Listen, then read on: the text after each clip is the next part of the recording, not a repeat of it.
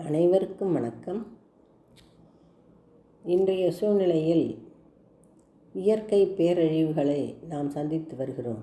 வயநாடு நிலச்சரிவு, அதிக வெள்ளம், புயல், கடல் மட்டம் உயர்தல், பனிமலை உருகுதல், இப்படி பல்வேறு வகையான பேரழிவுகள் நம்மை தாக்கி கொண்டிருக்கின்றன.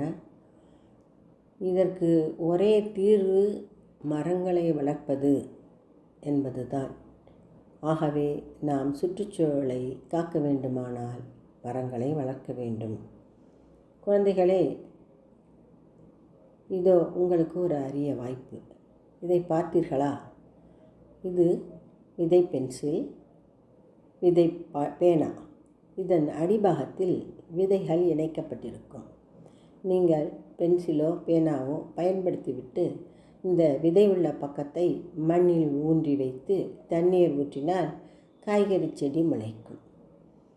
இந்த பேனா பென்சில் இரண்டுமே பிளாஸ்டிக் இல்லாத பொருளால் செய்யப்பட்டது. அதாவது பேப்பர், காகிதத்தை மறுசுழற்சி செய்து உருவாக்கப்பட்டது. சுலபமாக மக்கிவிடும். அந்த வகையில் நாம் சுற்றுச்சூழலை காக்கிறோம்.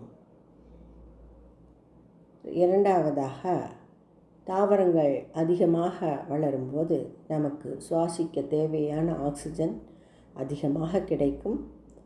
நாம் நோயிலிருந்தும் சுவாச கோளாறுகளிலிருந்தும் விடுபடலாம். மூன்றாவதாக, வீட்டில் காய்கறி விளைந்தால் நமக்கும் சந்தோஷம், அம்மாவுக்கும் சந்தோஷம். சிறந்த பொழுதுபோக்கு. இத்தனை நன்மைகள் இருக்கும். இந்த விதை பேனா பென்சில் வாங்கி உபயோகிக்கலாமே. அது மட்டுமல்ல, விதை பந்துகளும் கிடைக்கின்றன. பெரியவர்களும் வாங்கி பயன்படுத்தலாம். எங்கு சென்றாலும் ரயில் பயணங்களில், பேருந்துகளில் பயணம் செல்லும்போது கூட விதை பந்துகளை வீசி எறிந்தால் அவை மழைக்காலத்தில் மரங்களாக உருவாகும்.